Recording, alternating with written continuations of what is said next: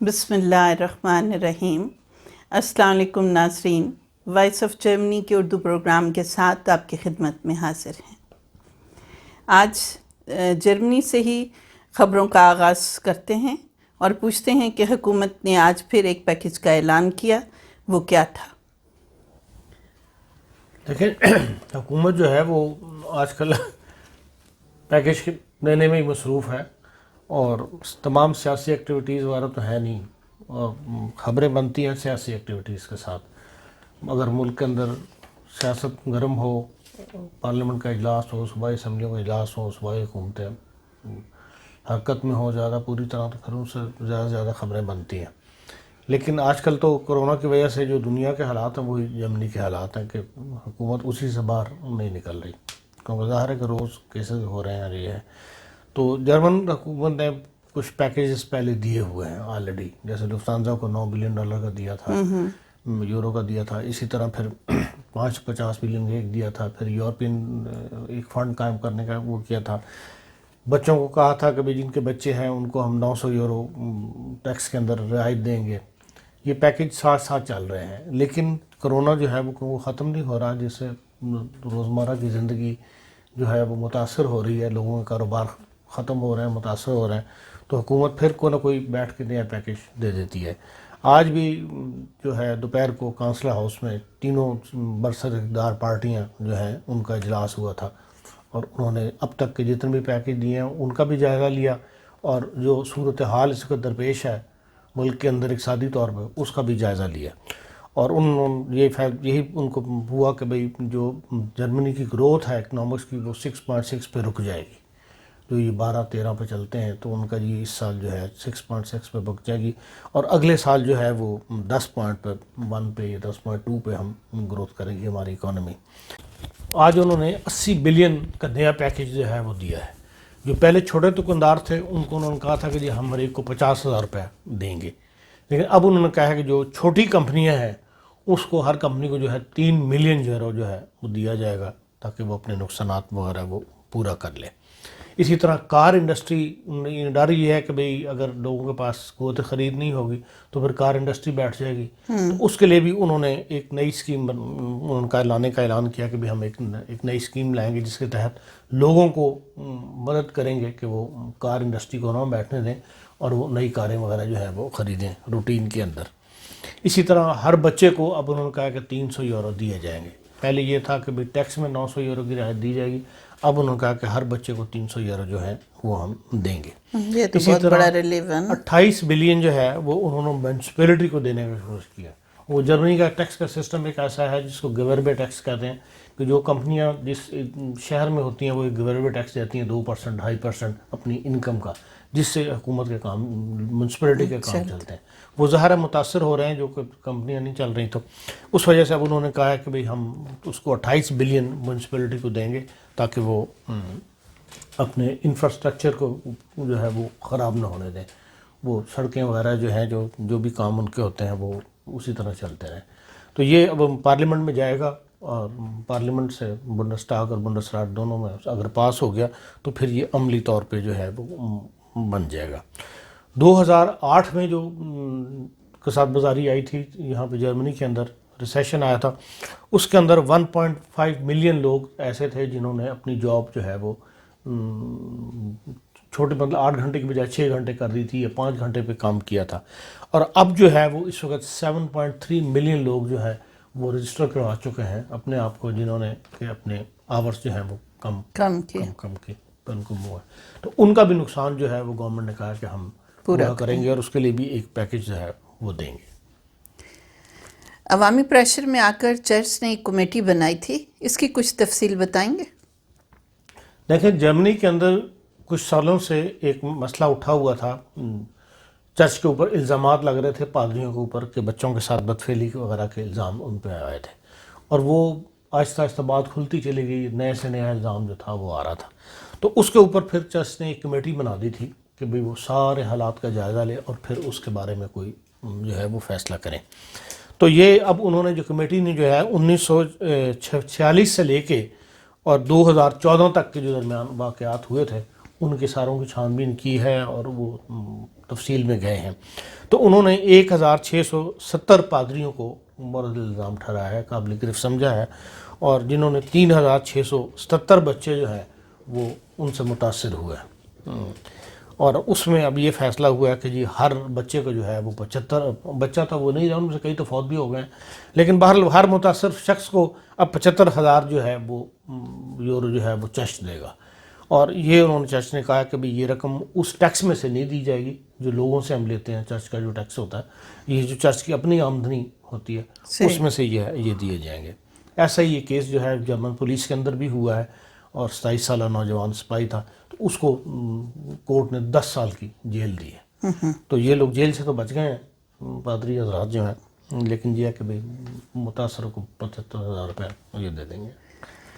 German car Fox vegan کو امریکہ میں جرمنی میں جرمانہ ہوا. آج پھر نئے مقدمے کا ذکر اخباروں میں مل رہا ہے, اس کی تفصیل کیا ہے؟ بھائی جرمن کو فاکس ویگن بڑی کمپنی ہے, امریکہ میں بھی ان کی گاڑی بہت بکتی ہے,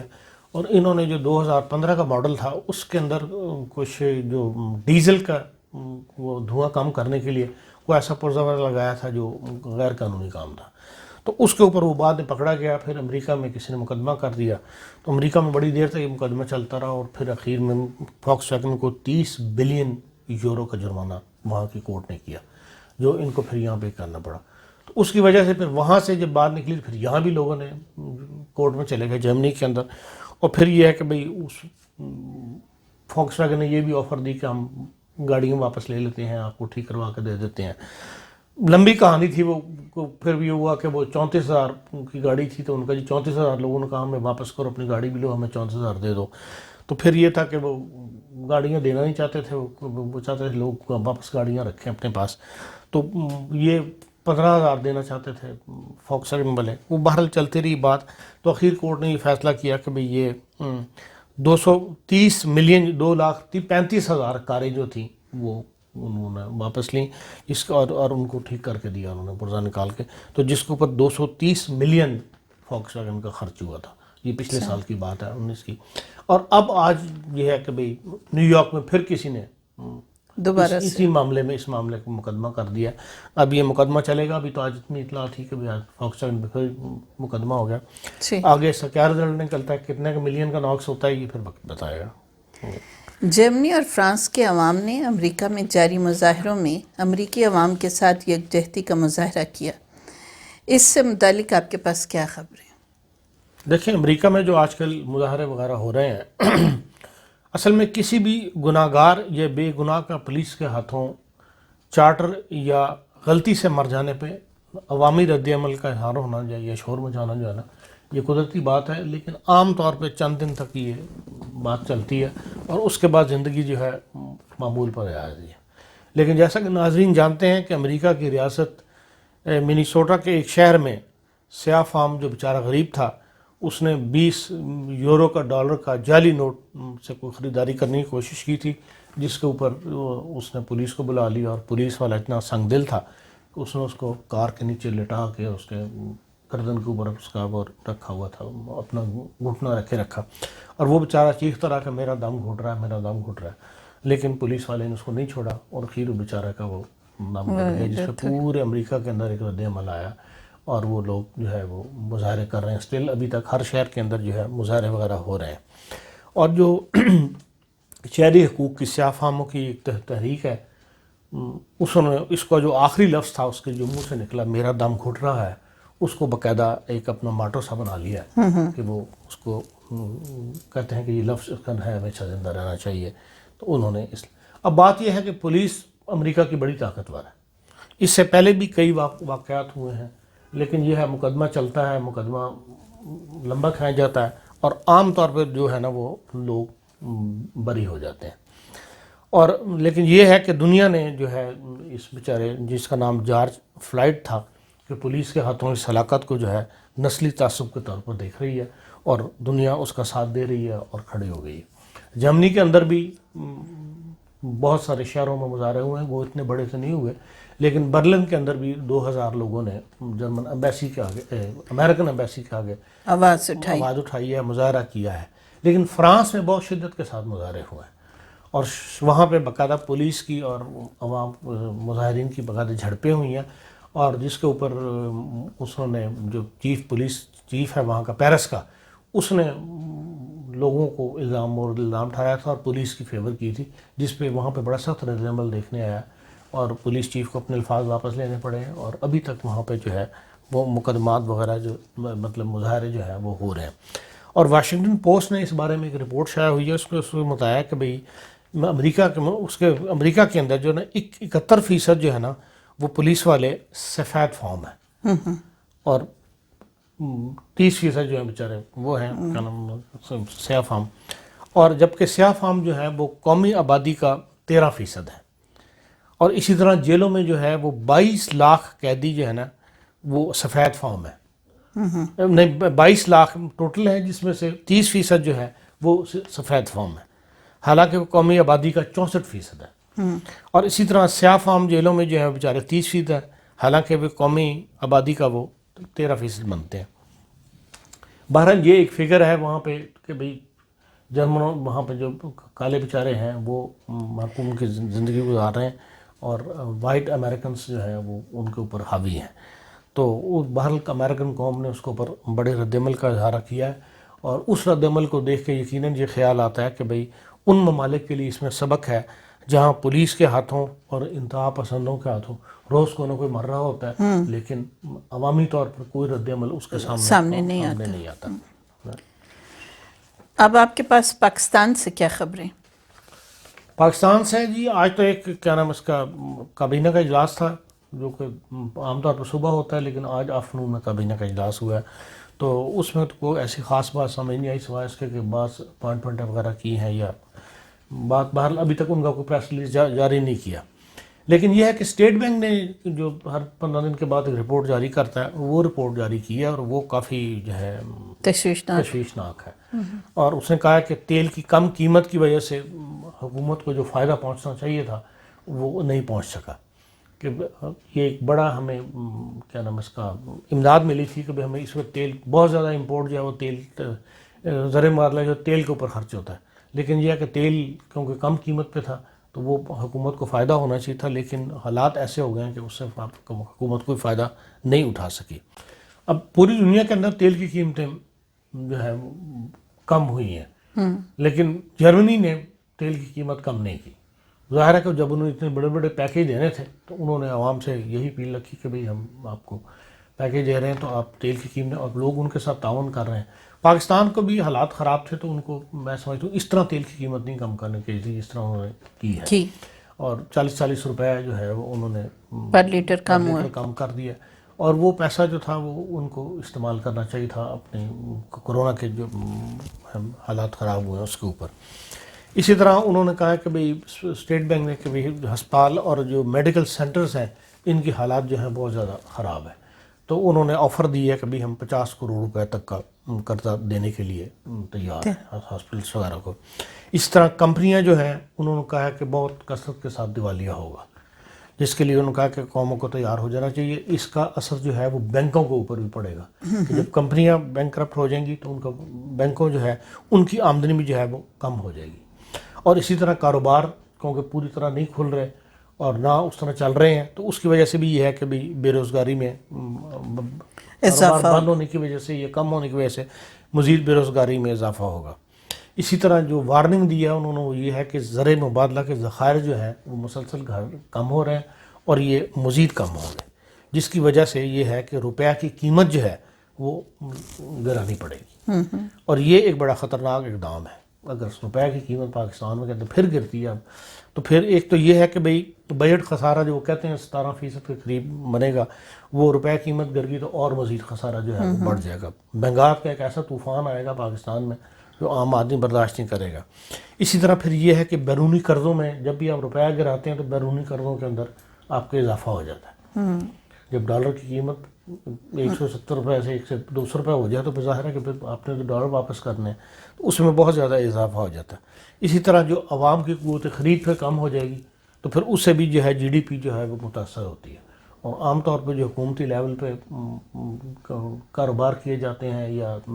اس کے اندر GDP دیکھا جاتا ہے کہ بھی اس ملک کا GDP کیا ہے قرضے وغیرہ دینے کے اندر، یہ بہرحال ایک خطرناک صورتحال سے پاکستان کے لیے آج اسٹیٹ بینک نے وارننگ دی ہے.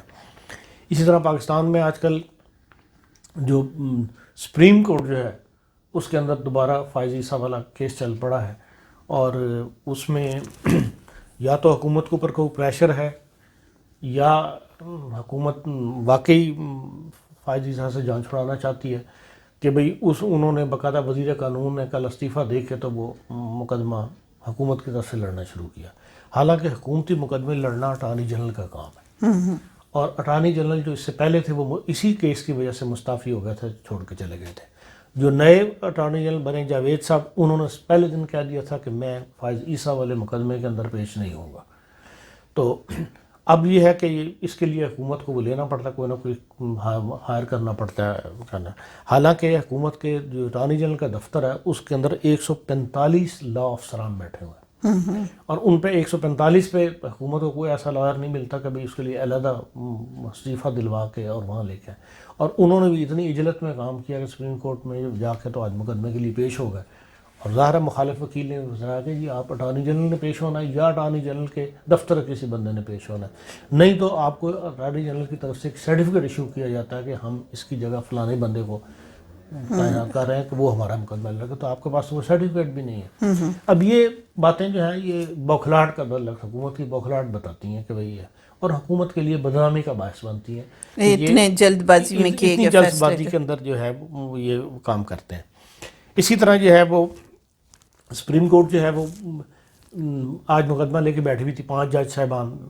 جو ڈیم بننے ہیں اس کے لیے کہ باہر سے جو رقوم آئی ہیں اس کا حساب دیا جائے, کہ اس کی تفصیل ہمیں بتائی جائے. اب یہ بیسیکلی سپریم کورٹ کا یہ کام نہیں ہے. اگر سپریم کورٹ نے قدم اٹھایا تھا, لوگوں کو تیار کیا تھا کہ لوگ فنڈ میں پیسے دیں, وہ فنڈ اب یا تو وابڈا کو ٹرانسفر ہو جانا چاہیے یا کیا نام ہے اس کا حکومت کو ٹرانسفر ہو جانا چاہیے. اور حکومت کا یہ ہے کہ بھئی پیسے لوگوں سے اکٹھے کرنا اور پھر اس کے بعد کہنا کہ جی ہمیں حساب دو, یہ کوئی اچھا تاثر جو ہے دنیا میں کورٹ کے لحاظ سے نہیں جاتا. کم از کم مغربی دنیا کے اندر جہاں کورٹ کا ایک وقار ہے جو قائم رہنا چاہیے, کوئی اچھا اقدام وہ جو ہے وہ نہیں ہوگا. اس کے علاوہ یہ ہے کہ ہمیں پاکستان سے آج ڈاکٹر آصف فروخی صاحب کی وفات کی اطلاع ملی ہے. آپ بہت بڑے ادیب تھے, جوانی میں 61 سال کی عمر میں فوت ہو گئے. خاکہ نگار تھے, مدرس تھے, محقق اور کیا نام اس کا بہت بڑے قلمکار تھے. اس لیے ننیال کی طرف سے آپ ڈپٹی نذیر احمد صاحب کے خاندان سے آپ کا تعلق تھا, اور امریکہ کی مشہور جو ہارورڈ یونیورسٹی ہے اس میں آپ نے تعلیم پائی. پھر کراچی کے اندر آغا خان یونیورسٹی سے منسلک رہے. آپ نے کہانیوں کے 6 مجموعے اور ادبی تنقید پر 2 کتب جو ہیں آپ کی بڑی مشہور ہیں. آپ کا سب سے بڑا کام یہ ہے کہ آپ نے پاکستان کے اندر جو ہے ادبی لٹریچر فیسٹیول جو ہے اس کا آغاز کیا ہے, اور 2010 میں انہوں نے آکسفورڈ یونیورسٹی پریس اور برٹش کونسل کے تعاون سے جو ہے کراچی کے اندر یہ ادبی لٹریچر کا فیسٹیول منانا شروع کیا تھا, جو بہت مقبول ہوا ہے. اب پاکستان کے ہر بڑے شہر کے اندر وہ جو ہے منایا جا رہا ہے. اور آپ کو 2005 میں تمغہ امتیاز بھی دیا گیا تھا, اور 90 کی دہائی کے اندر یہ ڈاکٹر آصف فروخی صاحب جو ہے, یہ جو ہم نے اردو جرمن کلچر سوسائٹی نے فرینکفرٹ میں اردو کانفرنس کی تھی, اس میں یہ احمد فراز صاحب, انتظار حسین صاحب, حمیدہ ریاض, شاہدہ حسن کے ساتھ جو ہے ڈاکٹر آصف فروخی صاحب بھی یہاں تشریف لائے تھے, اور انہوں نے یہاں پر مقالہ پڑھا تھا. تو ہمارا اس لحاظ سے ان کے ساتھ ایک لنک بنتا ہے, اور ہم جرمنی والے ان کے ساتھ جو ہے ان کے رنج و غم میں ان کی تعزیت کرتے ہیں, اور ان کے عزیزوں کے ساتھ رنج و غم میں برابر کے شریک ہیں. اسی کے ساتھ ناظرین اجازت چاہیں گے, اس امید کے ساتھ اپنی قیمتی آراء سے ہمیں آگاہ کرتے رہیں گے, اور پروگرام کو زیادہ سے زیادہ کامیاب بنانے کے لیے اسے شیئر کریں گے. اللہ حافظ و نگہبان. جی ناظرین, خدا حافظ. کل تک کے لیے اجازت دیجیے.